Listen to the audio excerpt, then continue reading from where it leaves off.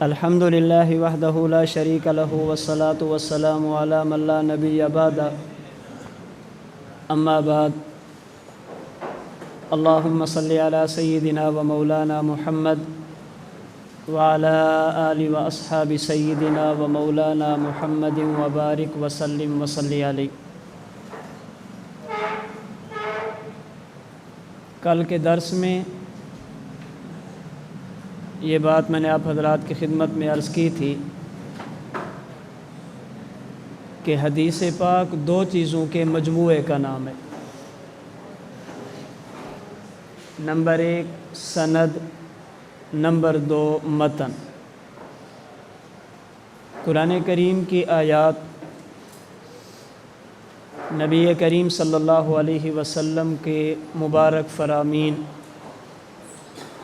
صحابہ کرام رضی اللہ تعالی عنہم اجمعین کا طرز عمل، امت کے مقتدر علماء، امام اعظم امام ابو حنیفہ، امام مالک بن انس، امام محمد بن ادریس شافعی، امام احمد بن محمد بن حنبل اور ان کے ماننے والے متبوعین مقلدین، جن میں امام ابو بکر خطیب بغدادی، حضرت امام حاکم رحمہم اللہ وغیرہ، ان تمام سے یہ بات ثابت ہوتی ہے کہ کسی بھی حدیث پر عمل کرنے کے لیے سند اور متن دونوں کی تحقیق ضروری ہے۔ اگر سند صحیح ہو تو متن ضرور قابل عمل ہوگا، ایسی بات ضروری نہیں ہے۔ اور اگر سند میں کبھی ضعف آ جائے، کسی راوی پر کوئی کلام آ جائے، تو سند کے ضعیف ہونے سے متن متروک اور ناقابل عمل ہو جائے، یہ بھی ضروری نہیں ہے۔ سند کی صحت سے متن کی صحت لازم نہیں آتی، اور سند کے ضعف سے متن کا ضعف لازم نہیں آتا۔ صحت سند صحت متن کو مستلزم نہیں، اور ضعف سند ضعف متن کو مستلزم نہیں۔ اصول حدیث کی روشنی میں کبھی یوں ہوتا ہے کہ سند ٹھیک ہوتی ہے لیکن متن معمول بہا قابل عمل نہیں ہوتا، اور کبھی یوں ہوتا ہے کہ سند صحیح نہیں ہوتی لیکن اصول حدیث کی روشنی میں متن قابل عمل اور معمول بہا ہوتا ہے۔ اگر سند صحیح ہو لیکن متن قرآن کریم کی آیت سے ٹکرا جائے، متن خبر واحد ہو جو سنت متواترہ سے ٹکرا جائے، متن ایسا ہو جو امت کے اجماع سے ٹکرا جائے، متن ایسا ہو جو عقل سلیم سے ٹکرا جائے، متن ایسا ہو جس میں مسئلہ عموم بلوہ کا ہو لیکن نقل کرنے والے 1 یا 2 بندے ہوں، متن ایسا ہو جس پر صحابہ کے دور میں بحث چلی ہو لیکن کسی فریق نے نہ اس متن کو بطور دلیل کے پیش کیا ہو، نہ اس متن کے مطابق عقیدہ اختیار کیا ہو، متن ایسا ہو سند کے صحیح ہونے کے باوجود، متن ایسا ہو جو منسوخ ہو، متن ایسا ہے اگر اس کو لیا جائے تو احتیاط کم، دوسری کو لیا جائے تو احتیاط زیادہ ہو، متن ایسا ہو جس میں رسول اللہ صلی اللہ علیہ وسلم کی خصوصیت ہو، متن ایسا ہو جو کسی عذر مجبوری پر محمول ہو۔ یہ 10 صورتیں وہ ہیں اصول حدیث کی روشنی میں کہ سند صحیح ہونے کے باوجود بھی متن قابل عمل نہیں ہوتا۔ لیکن ان تمام کی تمام صورتوں میں ایک بات ہمیشہ ذہن میں رکھنا اگر ان 10 صورتوں میں سے کوئی ایک صورت پئی جائے تو ہم سب سے پہلے کوشش کریں گے تطبیق کی، توفیق کی، جمع کرنے کی۔ ایسا معنی اور مطلب بیان کریں گے کہ دونوں اپنی جگہوں پہ ٹھیک ہوں۔ اگر تطبیق ہو جائے تو بہت اچھا، اور اگر تطبیق نہیں ہو سکتی تو ان 10 صورتوں میں صحیح سند ہونے کے باوجود متن قابل عمل نہیں ہوگا۔ یہ میں نے اجمال عرض کیا ہے۔ کل ہلکی سی پہلی چیز پر تفصیل عرض کی تھی کہ اگر متن قرآن کے خلاف ہو تو ہمیں کیا کرنا چاہیے۔ اگر وقت ہوتا تو میں ایک ایک پہ بات کرتا کہ متن قرآن کے خلاف ہو تطبیق کیسے دیتے ہیں، متواترہ کے خلاف ہو تطبیق کیسے دیتے ہیں، اجماع کے خلاف ہو تطبیق کیسے دیتے ہیں، عقل سلیم کے خلاف ہو تطبیق کیسے دی جاتی ہے، عموم بلوہ کا مسئلہ ہو تطبیق کیسے ہوتی ہے، صحابہ نے اس متن کو بطور دلیل کے پیش نہ کیا ہو ہم پھر بھی اس پر عمل کریں گے، تطبیق کیسے ہوگی، متن منسوخ ہو لیکن منصوص نہیں اجتہادی، اس میں تطبیق کیا ہوگی۔ الغرض یہ 10 صورتیں ہیں جن کی مثالیں کتب حدیث میں، شروحات حدیث میں بڑی کثرت کے ساتھ مل جاتی ہیں۔ اسی طرح اگر کبھی کسی حدیث کی سند میں کوئی راوی ایسا آ جائے جس پر کلام ہو، اس راوی پر کلام کی وجہ سے بعض حضرات نے حدیث پر ضعف کا حکم بھی لگا دیا ہو، تو محض سند کے ضعیف ہونے سے متن کا ضعیف ہونا لازم نہیں آتا۔ سند ضعیف ہے تو متن کو چھوڑ دیں، سند ضعیف ہے تو متن کو ترک کر دیں، سند ضعیف ہے تو متن کے اندر جو عقیدہ ہے اس کو چھوڑ دیں، یہ ضروری نہیں ہے۔ اس لیے کل میں نے ایک اصول عرض کیا تھا امام سیوطی، حضرت علامہ ظفر احمد عثمانی رحمہ اللہ وغیرہ کے حوالے سے، کہ جب محدث کسی حدیث کو صحیح کہتا ہے اس میں احتمال ضعف کا رہتا ہے، اور جب محدث کسی حدیث کو ضعیف کہتا ہے تو اس میں احتمال صحت کا رہتا ہے، کیونکہ حدیث کو صحیح یا ضعیف کہنا امر منصوص نہیں، امر اجتہادی ہے۔ اللہ یا اللہ کے رسول نے نہیں فرمایا، امت کے علماء نے فرمایا، اور اجتہاد میں خطا اور صواب دونوں احتمال رہتے ہیں۔ تو جب کسی حدیث کے بارے میں یہ کہہ دیا جائے کہ یہ ضعیف ہے، اس کے لیے ضروری نہیں ہے کہ اس سے جو عقیدہ ثابت ہو وہ اس کو چھوڑ دیں، اس سے جو مسئلہ ثابت ہو اس کو چھوڑ دیں، متن کا جو پیغام ہے، متن کے جو الفاظ ہیں، متن سے جو میسج ملتا ہے اسے چھوڑ دیں، یہ ضروری نہیں ہے۔ ضعف سند کے باوجود بھی کبھی کبھی متن ٹھیک ہوتا ہے، سند پر کلام ہونے کے باوجود بھی کبھی کبھی متن قابل عمل ہوتا ہے۔ اس لیے بسا اوقات حدیث کی سند میں کلام ہوتا ہے، ایک محدث اس کلام کی وجہ سے حدیث کو ضعیف بھی کہتا ہے، لیکن اس ضعیف کہنے والے کا اپنا عقیدہ وہ ہوتا ہے جو متن کے اندر ہو۔ حدیث کو ضعیف بھی کہتے ہیں لیکن اپنا عقیدہ وہی ہوتا ہے جو اس متن کے اندر۔ اس کا معنی کہ یہ روایت سند کے اعتبار سے ٹھیک نہیں ہے لیکن متن اس کا پھر بھی کیا ہے۔ یہ کب ہوگا؟ میں اختصار سے چند صورتیں اس کی عرض کر دیتا ہوں کہ سند اگر کمزور ہو متن پھر بھی ٹھیک ہوتا ہے، سند اگرچہ ضعیف ہو متن پھر بھی قابل عمل ہوتا ہے۔ یہ اس وقت جب ہم ضعیف کو تسلیم کر لیں۔ میں یہ ساری باتیں علی سبیل تسلیم کروں گا کیونکہ جو ضعیف کہتے ہیں اصول حدیث کی روشنی میں ضعف ثابت کر نہیں سکتے۔ ایک ہے ویسے کہہ دینا ضعیف ہے، یہ الگ بات ہے۔ اصول حدیث کی روشنی میں جرح اور تعدیل کے قواعد کو سامنے رکھتے ہوئے، اسماء الرجال کو سامنے رکھتے ہوئے جو آیات و احادیث میں عرض کروں گا ان کی صحت ثابت ہوتی ہے، ضعف ثابت نہیں ہوتا۔ اگر سند ضعیف ہو متن پھر بھی صحیح ہوتا ہے، سند پر کلام ہو متن پھر بھی قابل عمل ہوتا ہے۔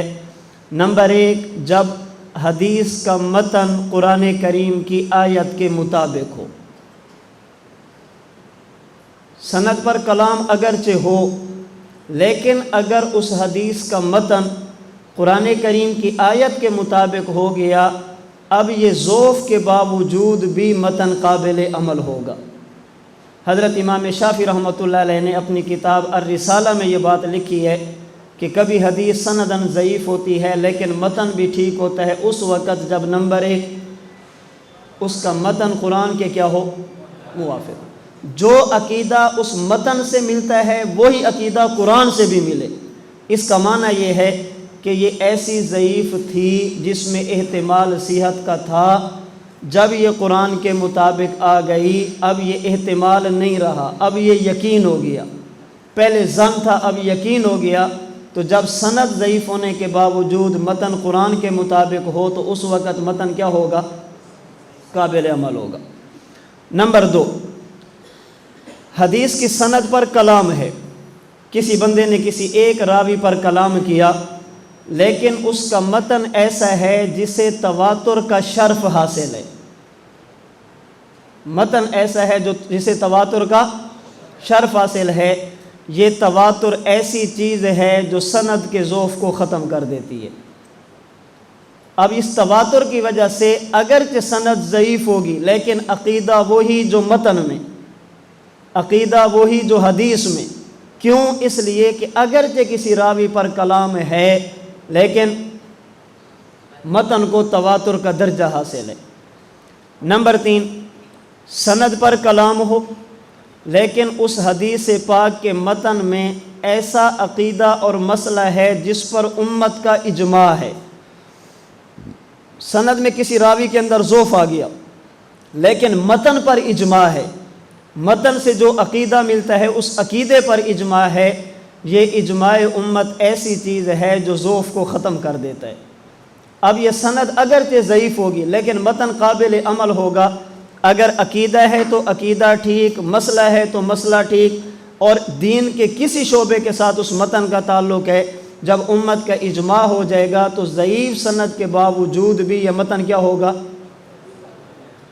نمبر 4، اگر کوئی روایت سند کے اعتبار سے کمزور ہو، کسی راوی پر کلام ہو لیکن متن وہ ہے جس سے کسی مجتہد نے استدلال کیا ہو، کسی صاحب فن نے اس متن کو بطور دلیل کے پیش کیا ہو، یہ استدلال مجتہد ایسی چیز ہے جو سند کے ضعف کو ختم کر دیتا ہے۔ اس کا مطلب یہ ہے کہ یہ تمہارے ہاں ضعیف ہے، میرے ہاں نہیں ہے۔ کل میں نے عرض کیا تھا امام نووی رحمہ اللہ کے حوالے سے کہ بعض لوگ کہتے ہیں امام مسلم نے اپنی صحیح مسلم میں ایسے روات سے روایات لی ہیں جو ضعیف ہیں۔ اب عائبون مسلما بروایتہ عن جماعت من الضعفاء، امام مسلم پہ اعتراض کرتے ہیں کہ صحیح مسلم میں ضعیف روات ہیں، فرماتے ہیں ولا عیب، یہ سوال بنتا نہیں ہے۔ کیوں؟ جنہیں تم ضعیف سمجھتے ہو یہ تمہارے ہاں ضعیف ہیں، امام مسلم کے ہاں تو نہیں ہیں۔ تو جب مجتہد کسی متن کو بطور دلیل کے پیش کرے گا اس کا معنی یہ ہے کہ یہ متن اس کے ہاں کیا ہے، صحیح ہے۔ نمبر 5، سند کے اندر کمزوری اور ضعف ہے لیکن متن ایسا ہے جسے تلقی بالقبول کا شرف حاصل ہے۔ امت کی 1400 سالہ تاریخ اسی متن کو لے کر چل رہی تھی۔ امت کا عقیدہ وہی تھا جو متن میں ہے، امت کا مسئلہ وہی تھا جو متن میں ہے، امت کا طرز عمل وہی تھا جو متن کے اندر ہے۔ یہ تلقی بالقبول ایسی چیز ہے جس کی وجہ سے سند کا ضعف ختم ہو جاتا ہے، اور یہ بسا اوقات میں آگے عرض کرتا ہوں تلقی بالقبول ایسی مضبوط دلیل ہے بقول امام محمد بن ادریس شافعی رحمہ اللہ کے، اگر کسی روایت کی سند میں ضعف ہو، کسی روایت کی سند میں کمزوری ہو لیکن متن ایسا ہو جسے امت نے تلقی بالقبول کا درجہ دیا ہو، امام شافعی رحمہ اللہ فرماتے ہیں یہ صرف یہ نہیں کہ صحیح ہو جاتی ہے بلکہ بسا اوقات تلقی بالقبول کی وجہ سے روایت اس درجے پر پہنچ جاتی ہے کہ اس روایت کی وجہ سے قرآن کی آیت کو منسوخ کرنا بھی جائز ہو جاتا ہے۔ سند ضعیف ہے، متن کو تلقی بالقبول ملا، حتی جعلوہ ناسخا، امام شافعی رحمۃ اللہ علیہ فتح المغیث میں فرماتے ہیں، امام سخاوی نے نقل کیا کہ یہ تلقی بالقبول ایسی چیز ہے، امت کا ایک متواتر عمل ایسی چیز ہے جو ضعیف سند کے باوجود متن کو اس نہج پر لے آتی ہے کہ اس تلقی بالقبول کی وجہ سے جس کو ہم ضعیف سمجھ رہے تھے یہ اتنی مضبوط اور طاقتور ہو جاتی ہے کہ اس کی وجہ سے کبھی کبھی قرآن کی آیت والے حکم کو بھی منسوخ سمجھا جاتا ہے۔ تو سند صحیح ہو، 10 صورتیں ایسی ہیں جس میں تطبیق نہ ہو سکے تو متن ضعیف ہوگا، ناقابل عمل ہوگا۔ اس کا معنی یہ ہے کہ کسی بھی حدیث کے لینے اور چھوڑنے کے لیے صرف سند کا صحیح ہونا اور ضعیف ہونا کافی نہیں، اس کے لینے یا چھوڑنے کے لیے معمول یا متروک ہونا ضروری ہے۔ روایت کے بھی اصول ہیں، درایت کے بھی اصول ہیں، سند کی تحقیق کے بھی اصول ہیں، متن کی تحقیق کے بھی اصول ہیں۔ حضرت شیخ طاہر الجزائری اپنی کتاب توجیہ النظر میں فرماتے ہیں، اس وقت امت حدیث کو لینے اور چھوڑنے میں افراط اور تفریط میں مبتلا ہے۔ امت حدیث کو لینے اور چھوڑنے میں، توجیہ النظر میں، امت حدیث کو لینے اور چھوڑنے میں افراط اور تفریط میں مبتلا ہے۔ بعض وہ ہیں جن کی نظر صرف سند پر ہے، سند صحیح ہے تو ضرور عمل کرو، سند ضعیف ہے تو ضرور چھوڑ دو، صرف سند کو دیکھتے ہیں۔ بعض وہ ہیں جو صرف متن کو دیکھیں گے، متن عقیدے کے مطابق ہے، سند جیسی بھی ہے ٹھیک ہے، متن عقیدے سے ٹکرا گیا، سند جتنی بھی مضبوط ہے چھوڑ دو۔ ان کے ہاں معیار صرف متن ہے۔ فرماتے ہیں راہ اعتدال یہ ہے، صراط مستقیم یہ ہے، صحیح رخ علماء کا یہ ہے، اہل حق کا عادت اور طریقہ یہ ہے، وہ سند کی بھی تحقیق کرتے ہیں، متن کی بھی تحقیق کرتے ہیں۔ کبھی سند صحیح ہوتی ہے لیکن متن اعمال کی بنیاد پہ پورا نہیں اترتا، صحیح سند ہونے کے باوجود متن کو چھوڑ دیا جاتا ہے، جس کی میں نے 10 صورتیں عرض کی۔ اور کبھی سند ضعیف ہوتی ہے لیکن متن اعمال کے معیار پہ پورا اترتا ہے، صحت کے اصولوں پہ پورا اترتا ہے۔ اب ضعیف ہونے کے باوجود یہ متن قابل عمل ہوتا ہے۔ راہ اعتدال، ہم امت معتدل ہیں، وَكَذَلِكَ جَعَلْنَاكُمْ أُمَّةً وَسَطًا، ہم صراط مستقیم، اہدنا الصراط المستقیم، صراط مستقیم والے ہیں۔ اس لیے اہل سنت والجماعت احناف دیوبند کہتے ہیں کہ صحت سند صحت متن کو مستلزم نہیں، اگر سند صحیح ہے تو ضرور عمل کرو، نہیں، کبھی سند صحیح ہوتی ہے لیکن بعض قرائن ایسے ہوتے ہیں، بعض احوال ایسے آتے ہیں، بعض دیگر اصول ایسے آتے ہیں جن کی وجہ سے حدیث کو چھوڑنا پڑتا ہے۔ اور اگر حدیث سند کے اعتبار سے ضعیف ہے لیکن متن صحت کے معیار پہ پورا اترتا ہے، صحت کے اصولوں پہ پورا اترتا ہے، اب ضعف سند کے باوجود متن کیا ہوگا؟ قابل عمل ہوگا۔ اتنی بات سمجھ آ گئی، جس کی 5 صورتیں ہیں۔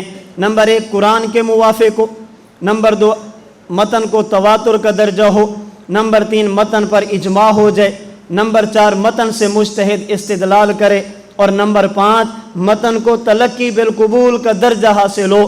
امت کا ایک مسلسل طرز عمل اسی متن کو لے کر چل رہا ہو۔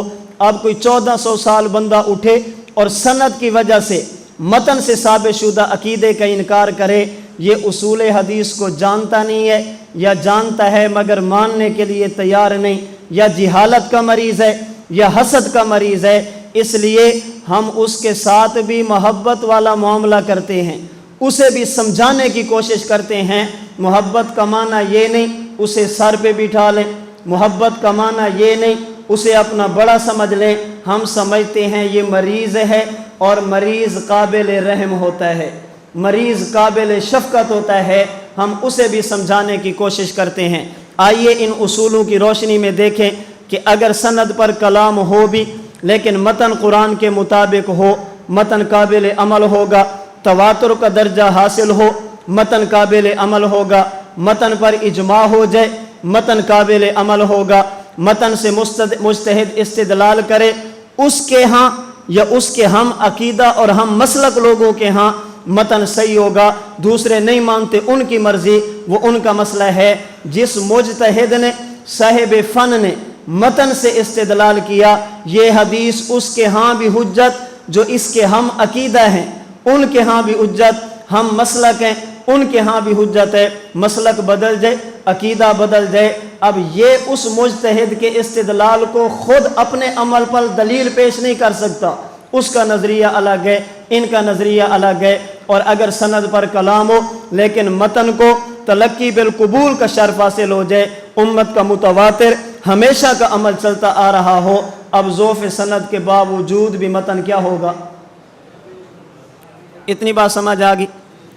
آج کے سبق میں جو آپ کے باہر عنوان لگایا گیا وہ ہے عقیدہ حیات النبی صلی اللہ علیہ وسلم۔ میں نے یہ 5 باتیں صرف اسی عقیدے کو سمجھانے کے لیے عرض کرنی ہے۔ اگر یہ عقیدہ میرے ذمے نہ لگایا جاتا تو میں اور مثالیں لاتا، چونکہ ذمے لگایا گیا ہے، اس لیے متن اگر قرآن کے مطابق ہو صحیح کیسے ہوگا، تواتر کا درجہ حاصل ہو صحیح کیسے ہوگا؟ آئیے مثالیں دیکھیں کہ سند پر اگر کلام ہو بھی، میں پھر عرض کرتا ہوں علی سبیل التسلیم، جن سندوں پر اعتراض کیے گئے وہ اعتراض بنتے نہیں ہیں، جن روات پر کلام کیا گیا کلام بنتا نہیں ہے، لیکن اگر ضعیف ہوں بھی ہم کہتے ہیں ضعف سند کے باوجود ہمارے متون قرآن کے بھی مطابق، سنت متواترہ کے بھی مطابق، اجماع امت کے بھی مطابق، استدلال مجتہد کے بھی مطابق اور تلقی بالقبول کے بھی مطابق، اس لیے اگر سند پر کلام ہو بھی صحیح تو ہماری روایات متن کے معیار پہ پوری اترتی ہیں، اصول درایت کے معیار پہ پوری اترتی ہیں۔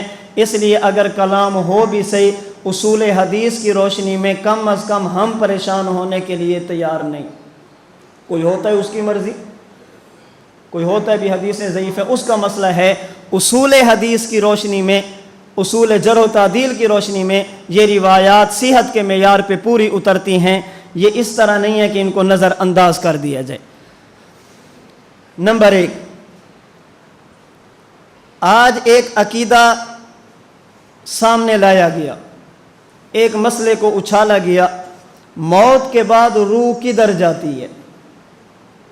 موت کے بعد روح کہاں جاتی ہے؟ حافظ ابن قیم رحمہ اللہ تعالی نے کتاب الروح میں اس پر 16 اقوال لکھے ہیں، موت کے بعد روح کہاں جاتی ہے، اور ان میں سے اکثر کی تردید بھی فرمائی ہے۔ بعض لوگ ابن قیم کا قول نقل کرتے ہیں، جو انہوں نے تردید کی ہے اس تردید کو نقل نہیں کرتے، اور یہ تاثر دینے کی کوشش کرتے ہیں کہ ابن قیم ہمارے ہم عقیدہ ہیں۔ کسی کا قول نقل کرنا یہ عقیدہ نہیں ہوتا، اس قول کو رد کرنا یہ عقیدہ ہوتا ہے۔ اگر ابن قیم کا عقیدہ وہی تھا جو تمہارا ہے تو اس قول کو رد کیوں کیا جو قول تمہارا تھا؟ سمجھیں، ابن قیم نے 16 اقوال لکھے۔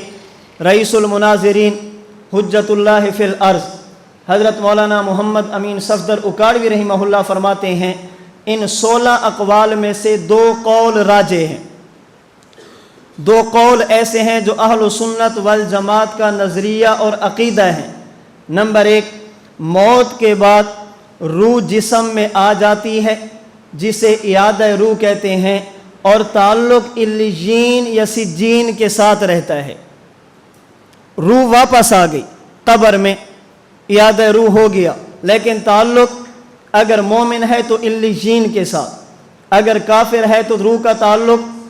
نمبر 2، موت کے بعد روح علیین میں رہتی ہے یا سجین میں رہتی ہے، لیکن اس کا تعلق اس دنیا والے جسم کے ساتھ رہتا ہے۔ یہ 2 قول راجح ہیں، دونوں نظریے ہیں اہل سنت والجماعت کے۔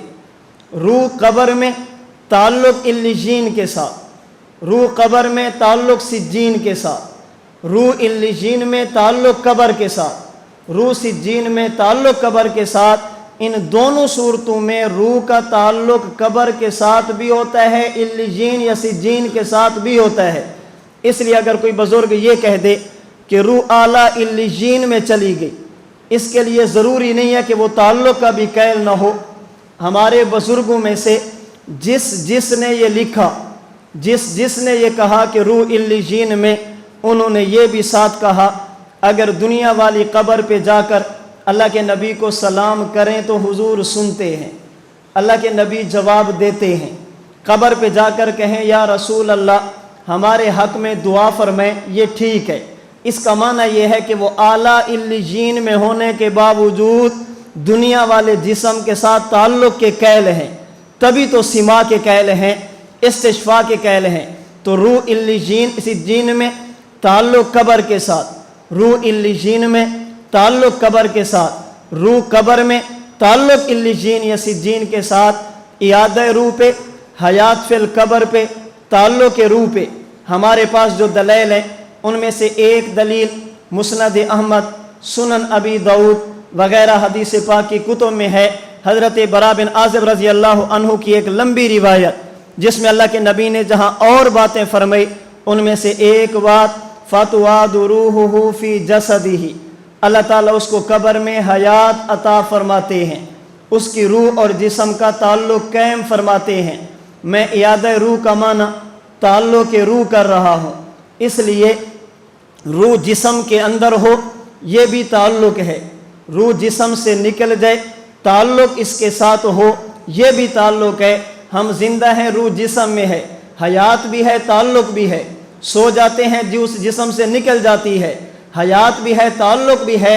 तो ताल्लुक़ एक जिन्स है जिसकी एक नौ जिस्म के अंदर होना, जिसे इयादा कहते हैं, दुखूल कहते हैं। इसकी एक नौ रूह का जिस्म से बाहर होना, लेकिन ताल्लुक़ का कायम होना। तो हम ये नहीं कहते कि रूह जिस्म में वापस आती है, दुखूल होता है। हम कहते हैं ताल्लुक़ रूह, जो कहते आ गई वो भी ताल्लुक़ का कैल है, जो कहते नहीं आई इल्लीजीन में रही वो भी ताल्लुक़ का कैल है। तो इस हदीस पाक ने बताया फ़तुआदु रूहुहु फ़ी जसदिही, अल्लाह उसकी रूह को जिस्म में लौटाते हैं, रूह और जिस्म का ताल्लुक़ कायम फरमाते हैं। अल्लाह कब्र वाले को हयात अता फरमाते हैं। सनद ज़ईफ़ है, इमाम अबू दाऊद की सनद पर कलाम है, फ़ुलां ने कहा ज़ईफ़, फ़ुलां ने कहा ज़ईफ़, फ़ुलां ने कहा ज़ईफ़। कल मैंने अर्ज़ किया था मिनहाल बिन अमर पे इमाम शोबा ने जरा की है, लेकिन मुहद्दिसीन उनकी जरा को मानने के लिए तैयार नहीं। इसलिए मैंने कहा था उसूल हदीस की रोशनी में ये रिवायत सही है, ज़ईफ़ नहीं है, लेकिन अला सबील तस्लीम हम मान लेते हैं ज़ईफ़ है।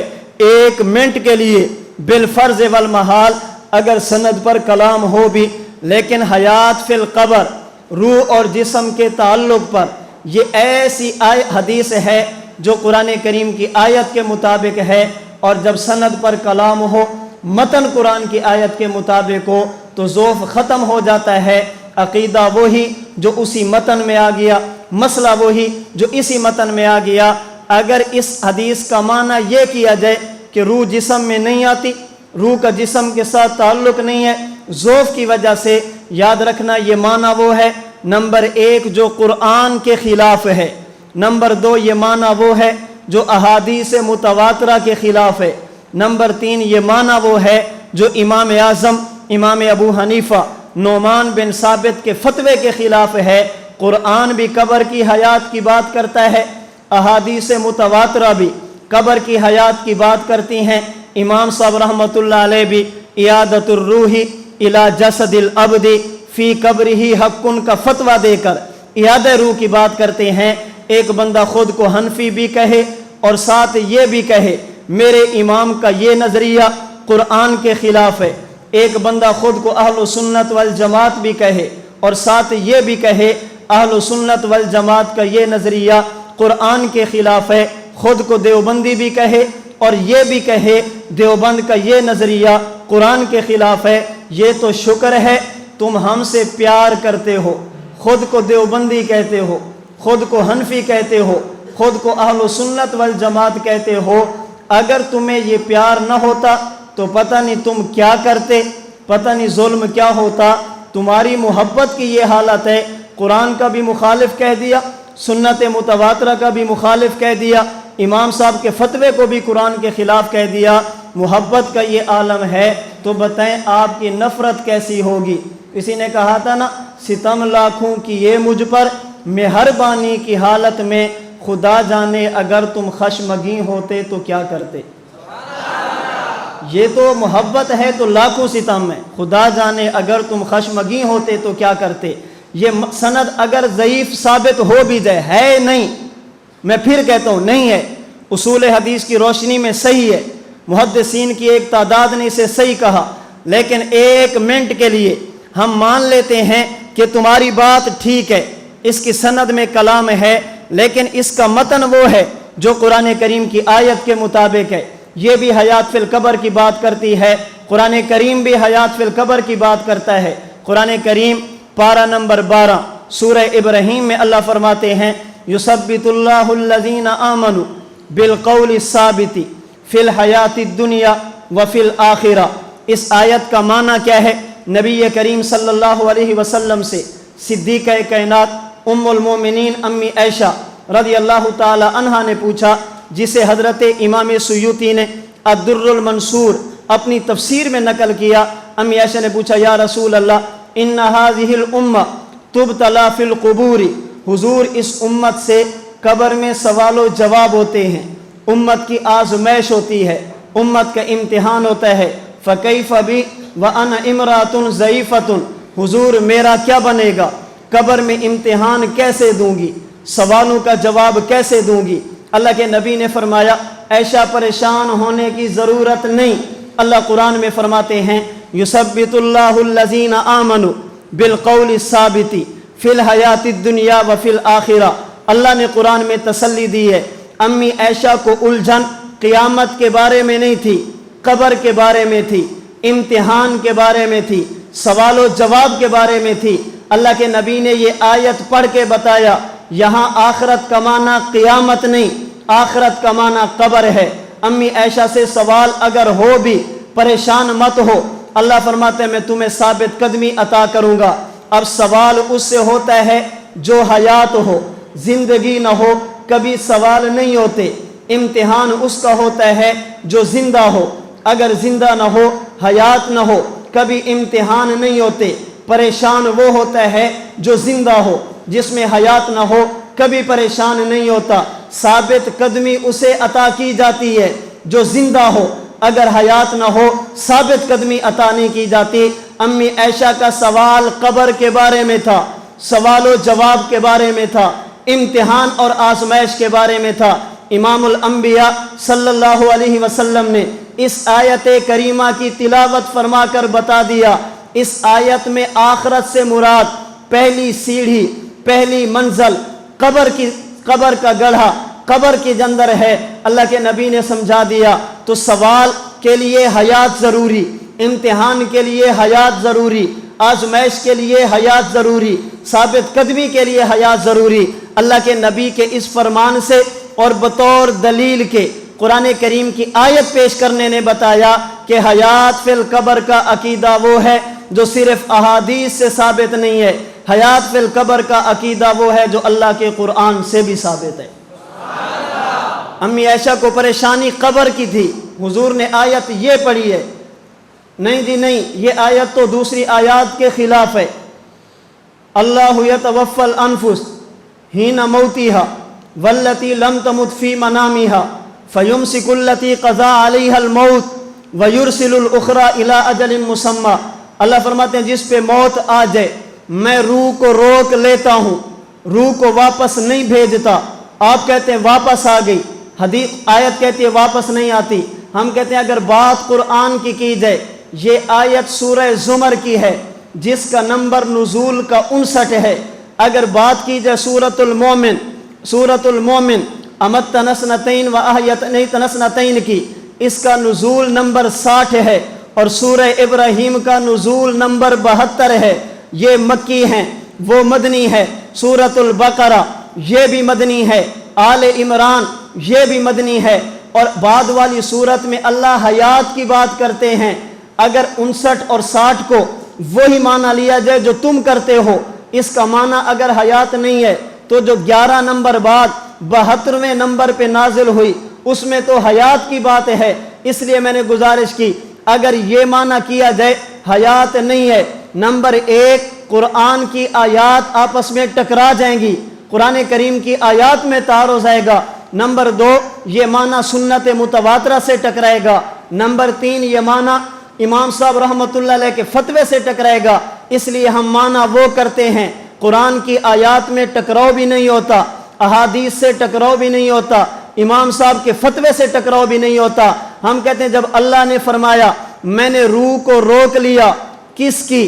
روح کو قبض کر لیا، کس کی؟ کہتے ہیں 2 بندوں کی، نمبر 1 جو سو گیا یتوفا، نمبر 2 جو مر گیا یتوفا۔ میں نے کہا بات سمجھ آ گئی، سونے والے کی روح بھی خدا کے قبضے میں، مرنے والے کی روح بھی خدا کے قبضے میں۔ اب بتاؤ سونے والا زندہ ہے یا نہیں؟ روح تو نہیں ہے، یتوفا نے بتایا، کہتے ہیں جی زندہ ہے۔ اللہ تو فرماتے ہیں یتوفا، یرسل تو بعد میں ہوگا، ابھی تو یتوفا ہے، ارسال تو بعد میں ہوگا، ابھی تو امساک ہے، یہ سونے والا زندہ کیسے؟ مولانا دیکھتے نہیں ہو اس کا پیٹ اوپر نیچے ہوتا ہے، یہ زندہ نہ ہوتا، پیٹ اوپر نیچے کیوں ہوتا؟ دیکھتے نہیں ہو اس کی نبض حرکت کرتی ہے، اگر زندہ نہ ہوتا نبض حرکت کیوں کرتی؟ میں نے کہا اگر زندہ ہے چل کے دوڑتا کیوں نہیں ہے، اٹھ کے بھاگتا کیوں نہیں ہے، اپنے اختیار سے بات کیوں نہیں کرتا، اپنے اختیار سے کھانا کیوں نہیں کھاتا؟ زندہ تو یہ سارے کام کرتا ہے۔ کہتے ہیں یہ کام اس لیے نہیں کرتا چونکہ سو گیا، تعلق تصرف ختم ہو گیا، نبض نے حرکت کیوں کی؟ تعلق تدبیر باقی، پیٹ اوپر نیچے کیوں ہوا؟ تعلق تدبیر باقی، کروٹیں کیوں بدل رہا ہے؟ تعلق تدبیر باقی، اپنے جسم کو حرکت کیوں دیتا ہے؟ تعلق تدبیر باقی، دوڑتا کیوں نہیں ہے؟ اس لیے کہ تصرف ختم۔ زندہ کیوں مانا؟ ہمیں نظر آتا ہے یہ بندہ دنیا سے چلا گیا، یتوفا ہے لیکن یہ پھر بھی زندہ، جیسے سونے والے کی روح اللہ کے قبضے میں وہ تب بھی زندہ، مرنے والے کی روح اللہ کے قبضے میں وہ تب بھی زندہ۔ کیسے زندہ؟ میں نے کہا نبی نے بتایا، سوال و جواب ہوتا ہے۔ تم کہتے تھے اگر زندہ نہیں پیٹ اوپر نیچے کیوں؟ میں کہتا ہوں اگر زندہ نہیں سوال و جواب کیوں؟ تم نے کہا اگر زندہ نہیں نبض حرکت کیوں کرتی ہے؟ میں نے کہا اگر یہ زندہ نہیں یہ چیخیں کیوں مارتا ہے؟ تم نے کہا اگر زندہ نہیں یہ کروٹیں کیوں بدلتا ہے؟ میں نے کہا اگر قبر والا زندہ نہیں یہ پریشان کیوں ہوتا ہے، یہ چیخیں کیوں مارتا ہے، جنت کی نعمتوں کے مزے کیوں لیتا ہے، اس کی پسلیاں ایک دوسرے میں داخل کیوں ہوتی ہیں؟ تم نے کہا یہ دوڑتا نہیں، تصرف ختم ہو گیا۔ قبر والا دوڑتا کیوں نہیں؟ میں نے کہا تدبیر بھی ختم ہو گئی۔ اگر یہاں پر روح نہ ہو تم نے زندہ مانا دیکھنے کی وجہ سے، قبر میں زندہ ہو ہم مانتے ہیں دیکھنے کی وجہ سے نہیں، نبی کے فرمانے کی وجہ سے۔ ہمارے لیے نظر یہ بھی قابل اعتماد ہے، نبی کا فرمان یہ بھی قابل اعتماد ہے، لیکن ایک چیز نظر آئے ہم مان لیں، اسے مشاہدہ کہتے ہیں، ایمان نہیں کہتے۔ نظر نہ آئے نبی فرما دے اسے مان لینا، اسے ایمان کہتے ہیں۔ ہم نے سونے والے کی حیات مانی اگرچہ روح نہیں تھی آنکھ کی وجہ سے، مرنے والے کی حیات مانی اگرچہ روح نہیں تھی نبی کے فرمان کی وجہ سے۔ یہ حیات ظاہری نہیں، حیات خفی ہے، نظر آنے والی تو ہے لیکن پوشیدہ ہے، اس کا جہان بدل گیا۔ اس لیے ہم نے کہا اگر سونے والے کو حیات توفی کے باوجود حاصل ہے تو مرنے والے کو حیات بھی توفی کے باوجود حاصل ہے۔ ہم نے دونوں کو زندہ مانا۔ تو اگر وہ مانا کیا جائے قرآن کے خلاف، حدیث متواترہ کے خلاف، امام صاحب کے فتوے کے خلاف، اور اگر بات ہماری کی جائے قرآن کے بھی مطابق، حدیث کے بھی مطابق، امام صاحب کے سند پہ کلام ہو، متن قرآن کے مطابق ہو، تو کیا کرتے ہیں؟ متن قابل عمل ہوتا ہے۔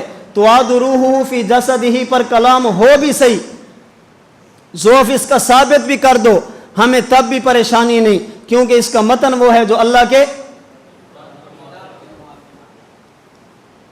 نمبر 2 اسی کو سمجھیں، متن قرآن کے مطابق ہو۔ ہمارا عقیدہ انبیاء کرام علیہم الصلاۃ والسلام کو اللہ قبروں میں حیات عطا فرماتے ہیں۔ الانبیاء احیاء فی قبورہم یصلون، سند پہ کلام آ گیا۔ امام ذہبی نے کہا ضعیف ہے، فلاں نے کہا ضعیف ہے، فلاں نے کہا ضعیف ہے۔ ہم نے کہا اگر ضعف ثابت ہو بھی جائے نبی کی حیات فی القبر وہ ہے جو قرآن کی آیات کے مطابق ہے. نبی کی قبر کی حیات وہ ہے جو قرآن کی آیات کے مطابق ہے. نمبر 1 سورۃ البقرہ آیت نمبر 154. قاضی ثناء اللہ پانی پتی رحمہ اللہ نے تفسیر مظہری میں، حکیم الامت حضرت تھانوی نے بیان القرآن میں، مفتی اعظم پاکستان مفتی محمد شفیع عثمانی نے معارف القرآن میں، حضرت مولانا عبدالحق حقانی نے تفسیر حقانی میں، ان 5 مفسرین نے 4 مفسرین نے ان 4 تفسیروں میں لکھا قرآن کی یہ آیت دلیل ہے کہ نبی وفات کے بعد قبر میں زندہ. 4 مفسرین نے سورۃ آل عمران آیت نمبر 169. امام تقی الدین سبکی نے شفاء السقام میں، امام سخاوی رحمۃ اللہ علیہ نے القول البدیع فی الصلاۃ علی الحبیب الشفیع میں، حضرت امام جلال الدین سیوطی نے الحاوی للفتاوی میں، ان 3 بند اور بھی ہیں بڑے بڑے 3 حضرات نے لکھا آل عمران کی آیت نمبر 169 دلیل کے نبی قبر میں زندہ. آیت نمبر 3 سورہ نساء نمبر 64.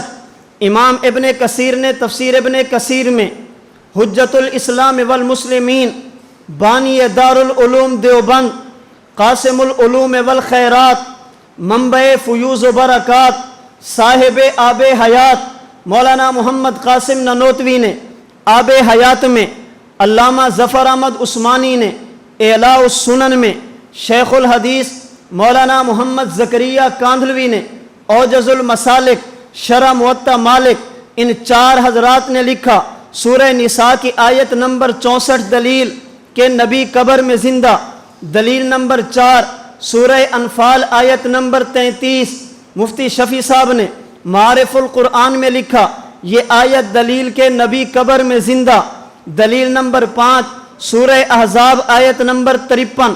قاضی ثناء اللہ پانی پتی نے تفسیر مظہری میں، حکیم الامت مجدد الدین والملت حضرت مولانا شاہ محمد اشرف علی تھانوی نے خطبات حکیم الامت کی 5ویں جلد میں لکھا یہ آیت دلیل ہے کہ نبی قبر میں زندہ. ہم نے کہا حدیث میں ہے نبی قبر میں زندہ. سوال سند پر کلام ہے، سند میں ضعف ہے. میں نے کہا امام شافعی نے فرمایا اگر سند پر کلام ہو بھی صحیح، متن میں مسئلہ وہ ہو جو اللہ کے قرآن میں ہو، متن میں عقیدہ وہ ہو جو اللہ کے قرآن میں ہو، اب یہ ضعیف نہیں رہتی، صحیح بن جاتی ہے، متروک نہیں ہوتی، معمول بہا بن جاتی ہے، اسے چھوڑا نہیں جاتا، اسے لیا جاتا ہے. میں نے بطور مثال کے 5 آیتیں پیش کی ہیں اور 5 آیتوں کی تفسیر میں نے اپنی طرف سے نہیں کی.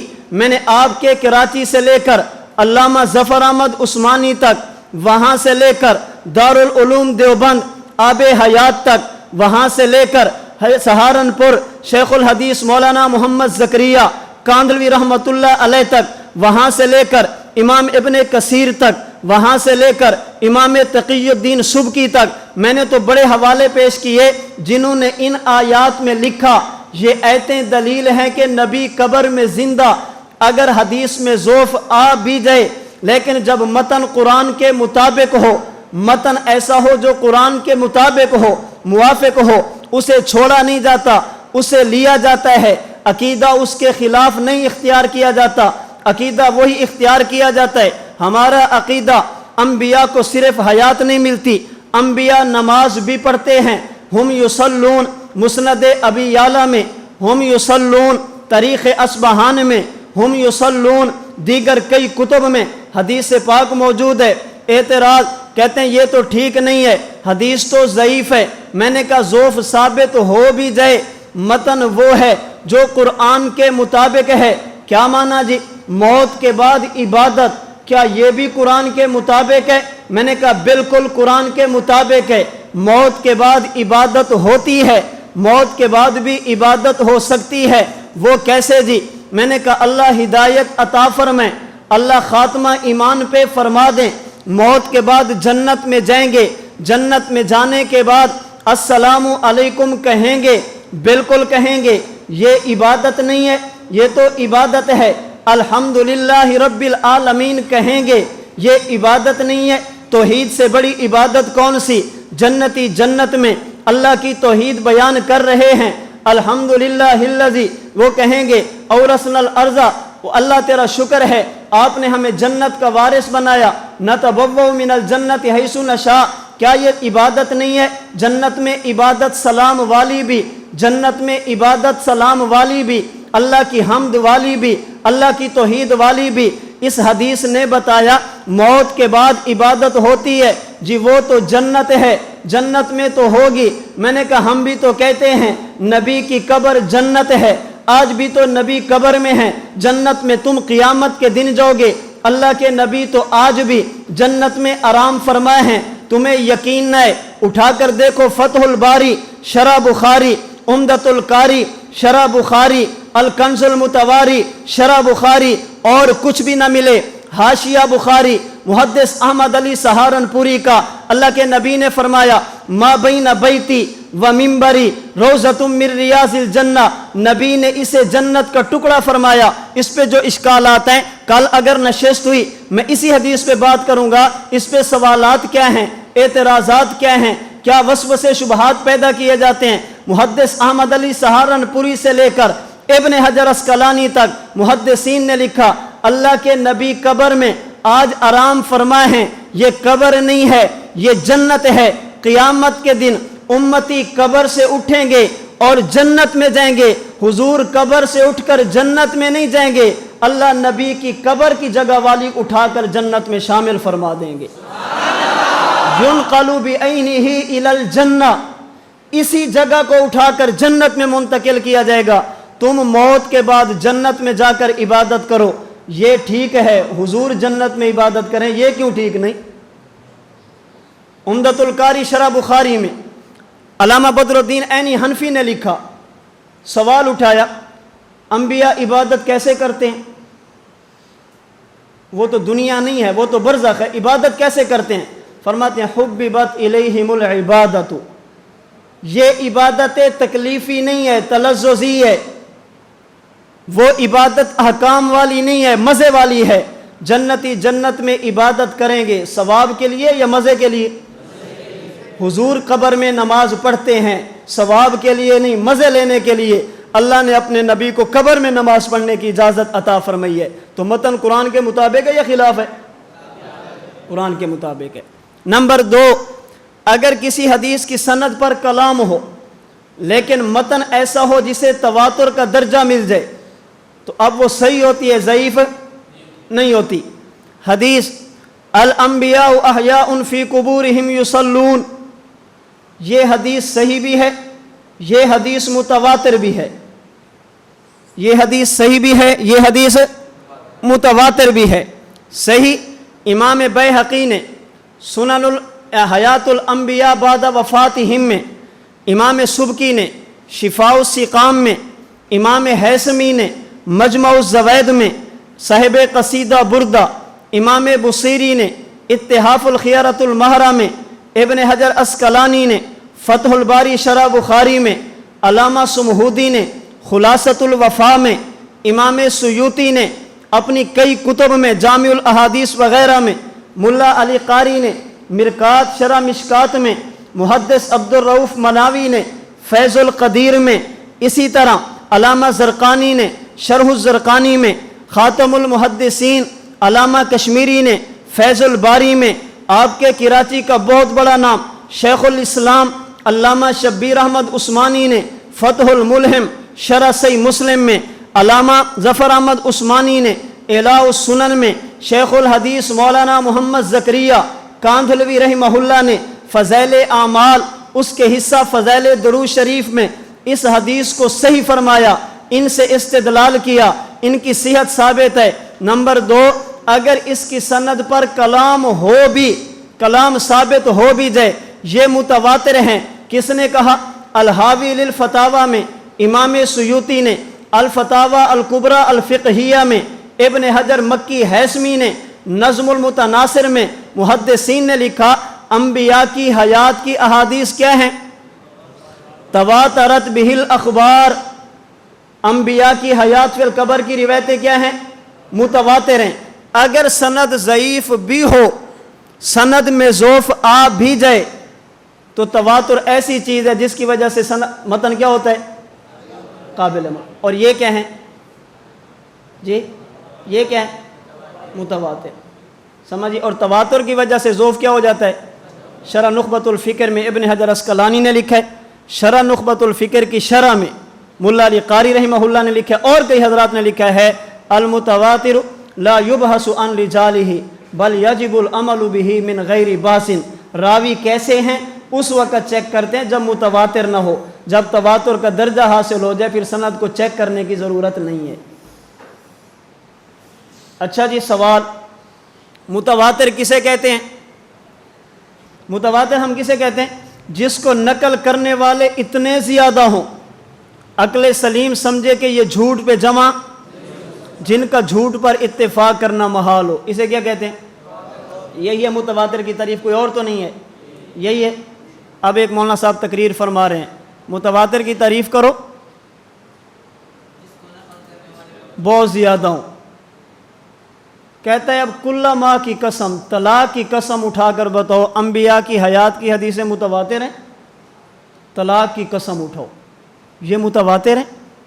سند پیش کرو جس کو نقل کرنے والے اتنے زیادہ ہوں، کسی ایک حدیث کی سند پیش کرو۔ سمجھیے، طلاق کی قسم اٹھاؤ، یہ متواتر ہیں؟ میں نے کہا تفصیل میں عرض کر کے قسم میں بھی اٹھا لیتا ہوں، آپ بھی اٹھا لیں۔ تفسیر ہم نے جو متواتر کہے، ہم سے پوچھو نا متواتر کیوں ہے؟ جب کہا ہم نے تو پوچھو ہم سے، یہ اعتراض کیوں ہے؟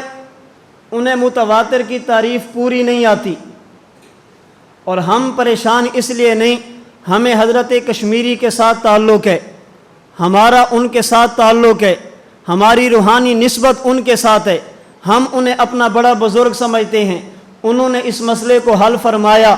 حضرت کشمیری فرماتے ہیں تواتر کی 4 قسمیں ہیں۔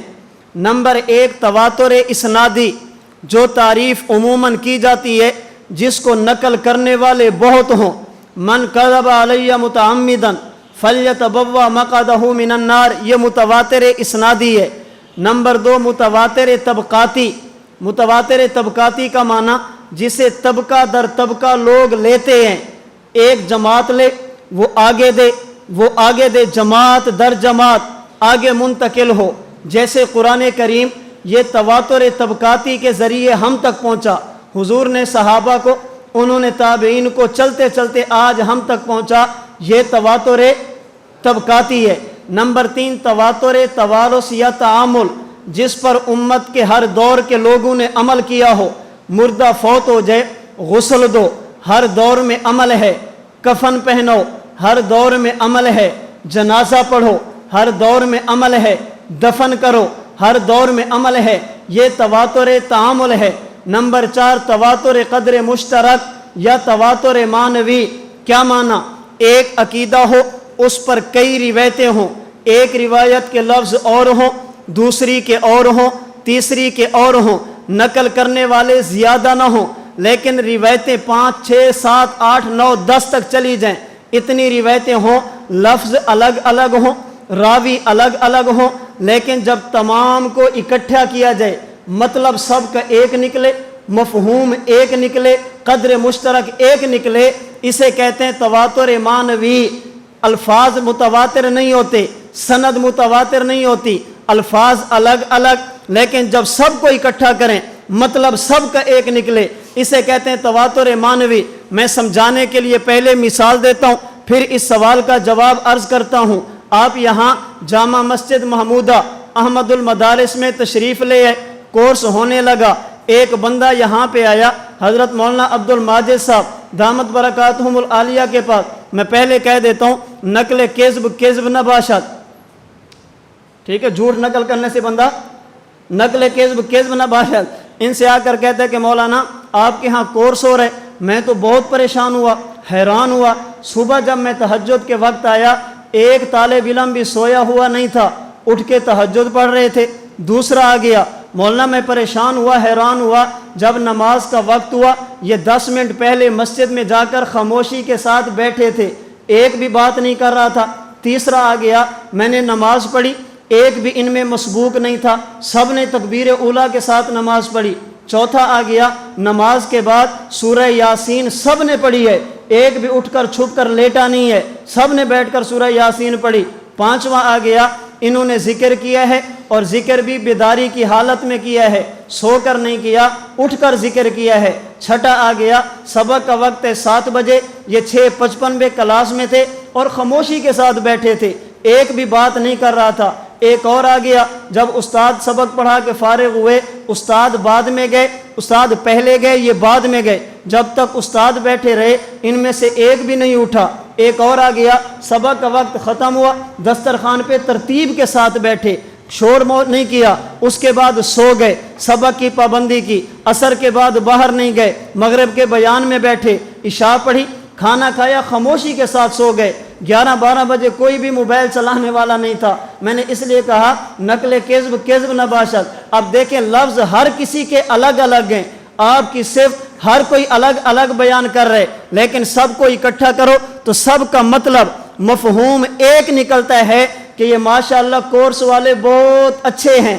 جس نے کہا تہجد پڑھتے ہیں مطلب اچھے ہیں، نماز کی پابندی کرتے ہیں مطلب اچھے ہیں، نظم کا خیال کرتے ہیں مطلب بہت اچھے ہیں، بات مانتے ہیں مطلب بہت اچھے ہیں، وقت پہ سوتے ہیں وقت پہ اٹھتے ہیں مطلب بہت اچھے ہیں۔ الفاظ اپنے اپنے، سب کو اکٹھا کیا، مفہوم ایک نکلا، اسے کہتے ہیں تواتر معنوی۔ اب توجہ رکھنا، ایک حدیث الانبیاء احیاء فی قبورہم یصلون، لفظ الگ ہیں، سند الگ ہے۔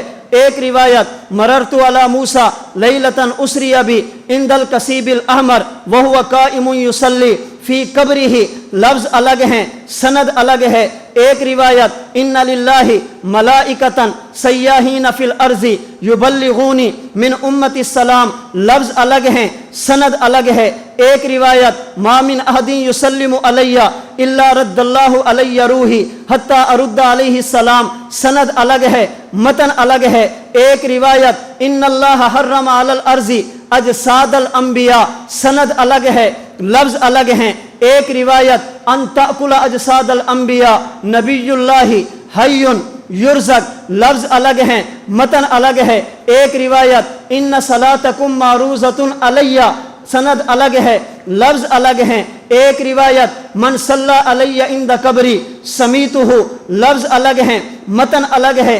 ایک روایت فرمایا حضرت عیسیٰ آئیں گے ثم لئن قام علی قبری فقال یا محمد لأجیبنہ، سلام کریں گے میں جواب دوں گا، سند الگ ہے، متن الگ ہے۔ ایک روایت حیاتی خیر لکم وفاتی خیر لکم، چلتے چلتے فرمایا تورز علی اعمالکم، تمہارے اعمال مجھ پہ پیش ہوں گے، فما کان من حسن، نیکی کرو گے، حمدت اللہ، اللہ کا شکر ادا کروں گا، وما کان من سیئ، گناہ کرو گے، استغفرت اللہ لکم، قبر میں رہ کر بھی تمہارے حق میں استغفار کروں گا۔ یہ 10 روایات وہ ہیں، لفظ الگ ہیں، سند الگ ہے، سب کو اکٹھا کرو، بات سمجھ آئی۔ نماز وہ پڑھتا ہے جو زندہ ہو، سمجھ آئی۔ کھڑا وہ ہوتا ہے جو زندہ ہو، سمجھ آئی۔ روح اس کی متوجہ کی جاتی ہے جو زندہ ہو، سمجھ آئی۔ سلام وہ سنتا ہے جو زندہ ہو، سمجھ آئی۔ جواب وہ دیتا ہے جو زندہ ہو، سمجھ آئی۔ فرشتے سلام اسے دیتے ہیں جس میں حیات ہو، سمجھ آئی۔ قبر پہ جا کر سلام وہ کرتا ہے جس میں حیات ہو، سمجھ آئی۔ جواب وہ دیتا ہے جو زندہ ہو۔ یا رسول اللہ استسقی امتی کا فإنہم قد ہلکوا، قبر پہ جا کر اللہ کے نبی دعا فرمائیں، اللہ بارش عطا فرمائیں، دعا اس سے کری جاتی ہے جو زندہ ہو، استشفاء اس کے پاس ہوتا ہے جو زندہ ہو، اعمال اس پر پیش ہوتے ہیں جو زندہ ہو، اعمال پر اللہ کا شکر وہ کرتا ہے جو زندہ ہو، گناہ دیکھ کر استغفار وہ کرتا ہے جو زندہ ہو۔ لفظ الگ ہیں، متن الگ ہے، سند الگ ہے۔ جب سب کو اکٹھا کریں گے الانبیاء احیاء، ان سے لے کر لئن قام علی قبری فقال یا محمد لأجیبنہ، ان 10 روایات نے بتایا نماز سے لے کر سلام کے جواب تک۔ نماز وہ پڑھتا ہے جو زندہ ہو، سلام کا جواب وہ دیتا ہے جو زندہ ہو۔ تمام روایات کا قدر مشترک، مفہوم، معنی یہ نکلتا ہے انبیاء اپنی قبروں میں زندہ ہیں۔ جب تواتر آ جائے چاہے سندی ہو یا مانوی ہو، جب ہم نے تواتر کہا، ہم سے پوچھو جب روایت کو تواتر کا درجہ حاصل ہو جائے پھر اس کی سند پر بحث کرنے کی ضرورت نہیں رہتی۔